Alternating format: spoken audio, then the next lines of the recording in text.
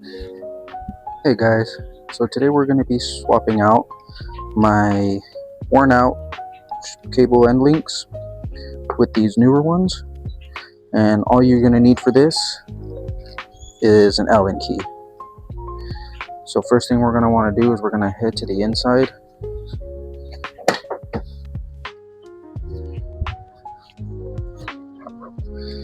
We're going to take off this boot,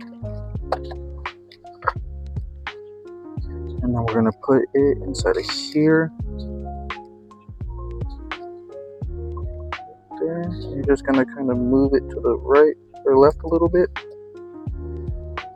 All you're doing is just getting it to fall down right in there to this hole. There's a hole right here at the top, and then that one right here. And what that's going to do is it's going to lock the shifter into neutral.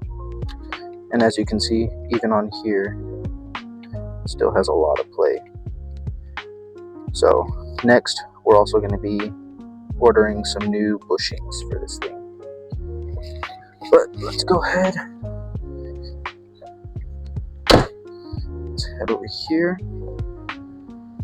And then we can go ahead and get started on removing the end links. And all it is there is a clip right there, and then there's that clip right there.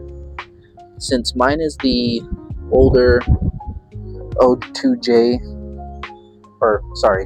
late O2J transmission, it's only just the clips. If you had the earlier, it's going to be a bolt that you would have to remove.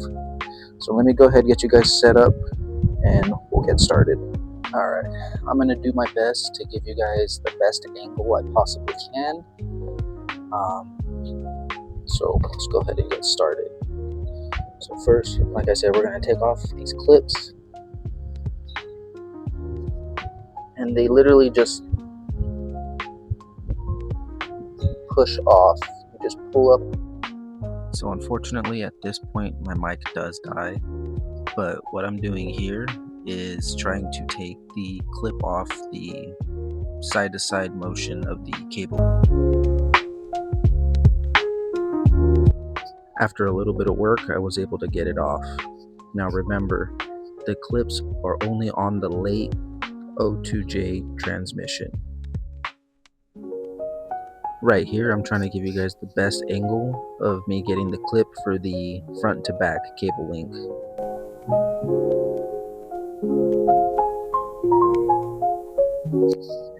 From that point, I'm going to zoom in a bit and show you guys me taking off that side-to-side motion cable link. From here, I take off the first shifter link, and it's super easy. You literally just pull back on that spring and it comes right off. Super loose on the bushing. The second one right here is just completely obliterated, like it's just barely hanging on for dear life. Now these new cable end links are just OE replacements. I do plan on upgrading to better bushings, but for now these are just what's gonna have to do.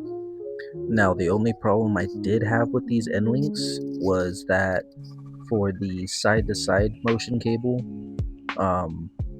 it didn't want to sit perfectly, so I did have to shave the plastic a little bit. Here I just kind of zoomed in a little bit, kind of showing you guys how to get that end link back on with no hassle. And I also did forget to mention that down at the bottom of the counterweight there is a little lever that you push in and pull up, and that kind of locks in the transmission into the neutral position, making sure everything properly lines up. And you may need to push down on the counterweight just a little bit to get it to point directly up, otherwise it's not properly locked into place. And now we install the end link.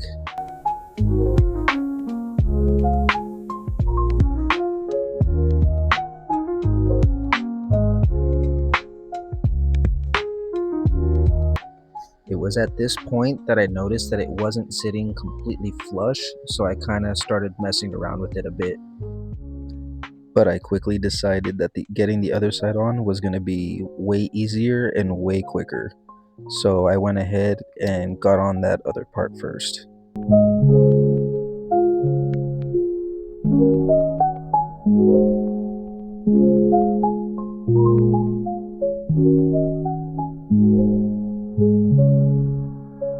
At this point, we secure the tab on top and pull out the slack in the cable. And then you're going to repeat the same process for the other side.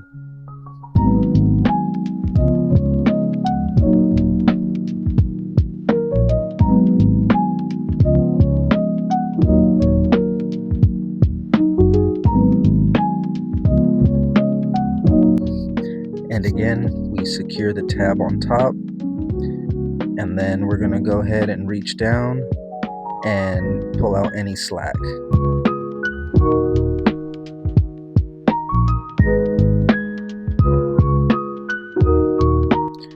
And since I couldn't get the left to right cable end link to sit flush, get some 120 grit sandpaper and sand down a good portion of it so I could get that clip to sit just right. And now that we have everything installed, there's no play in the bushings or the cable end links, which is perfect. So now all I gotta do is twist that clockwise and it should snap and grip the cable.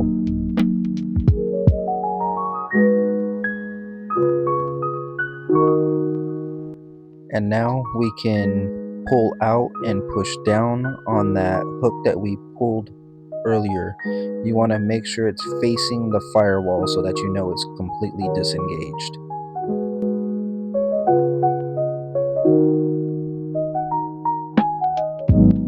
So from this point, we're going to head back into the cabin and we're going to pull out that little Allen wrench we put in there to keep it in the neutral position.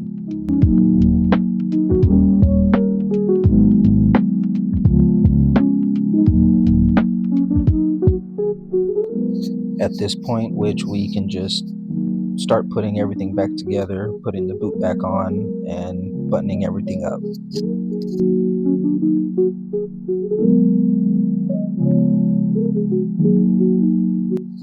Lastly, you kind of want to just make sure you go through all the gears and everything feels good. Nothing's misaligned or anything like that.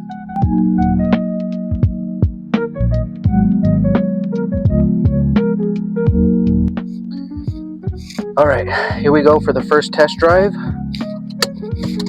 Crossing my fingers.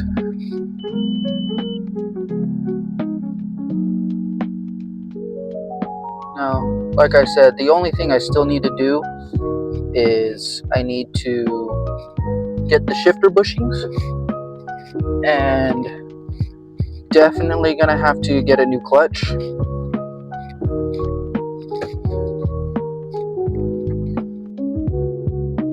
So once again, my mic does happen to go out, and I scraped, not once, but twice.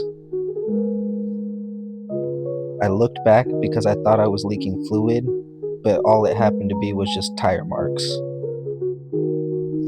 That's all I'm going to have for you guys this episode. So keep pushing, keep building, and I'll see you in the next one. Peace.